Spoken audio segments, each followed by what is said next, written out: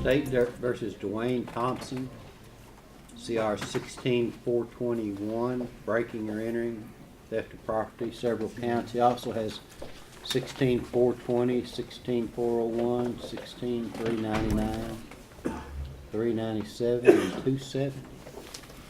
Morning. Morning. Sir, I reviewed your application and appointed the Public Defender's Office to represent you, and he appears for arraignment, does he not? He does, Your Honor. We'll waive reading of the informations and enter a plea of not guilty to the new charges. Okay. He's asked me to request a $25,000 bond on all the pending charges, Your Honor. What is the bond presently? I believe it's $75,000, but I don't know if that's cumulative for all of them. Judge, I think that's on the first 3 cases that have been filed against this gentleman. There are 2 more additional charges that he's to be arraigned on today. We just sort of put not applicable because we figured a $75,000 bond would be sufficient. Judge, this gentleman, the police are continuing to investigate the thefts that this man is allegedly involved in, and I suspect that there will be additional charges brought against this man.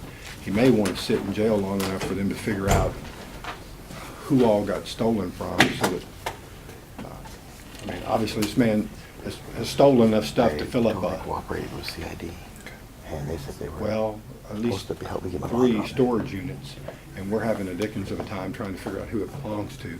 And so every day, people come and look at it, and then we end up charging Mr. Thompson with another charge. So, I mean, his bond could be reduced from $75,000. However, he may get arrested tomorrow, you know. Judge, I've explained that to him, and I've spoken with CID and with Mr. Thompson, and he is fully cooperating with the investigation. That's according to Terry Johnson, who I spoke with twice about this. If there are additional charges, will there be additional bond? Sure. Is that? He understands that, Judge. We're not sure. I don't want to get into the mechanics of why the charges are being filed this way. We don't fully understand as to why this is happening this way. I understand that it does, though. And if that does happen, we will get him back in front of you as soon as possible. We assume that any new charges are going to be very similar to the ones that are already pending, and would say that that bond would be sufficient moving forward. Well, I wouldn't say that at all. Your Honor, the reason this is happening is when you steal from somebody and they haven't noticed that you've stolen from them yet because it's in a storage unit or wherever. And so we have to find the people. A lot of those people don't live here. They don't come here, and when they come here over Christmas, they're going to figure out someone broke into their storage unit or someone broke into their outbuilding, and they're going to go to the sheriff's office and say, hey, that's mine. And and that's what's going to happen. We can't go out there, we can't identify it. So that's of Mr. Thompson's own making. And when that occurs, yeah, you know, when a person steals something, they get arrested and they post a bond. So But I didn't hear any any allegations that the new charges would be anything different than what he's already facing, and that's what I meant.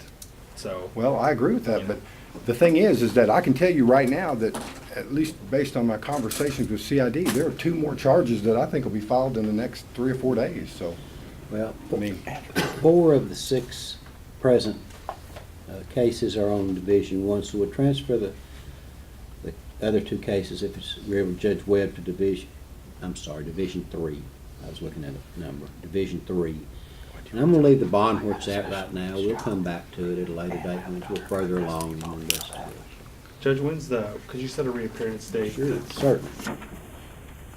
January 5th. State versus Christopher Osborne, 16-419. Charged with manufacturing controlled substances, paraphernalia, possession of controlled substances. Mr. Osborne, I've appointed the Public Defender's Office to represent you. He's appearing for an arraignment, it appears. Judge, we waive reading of that information, enter plea of not guilty. Mr. Osborne's on parole, so bond's not an issue at this point in time. Okay. If we could just get it scheduled out, I'm going to try to get it worked out as soon as possible. Kenny, when will we be setting? March 2nd for a pretrial, Your Honor. Pretrial March 2nd. All right.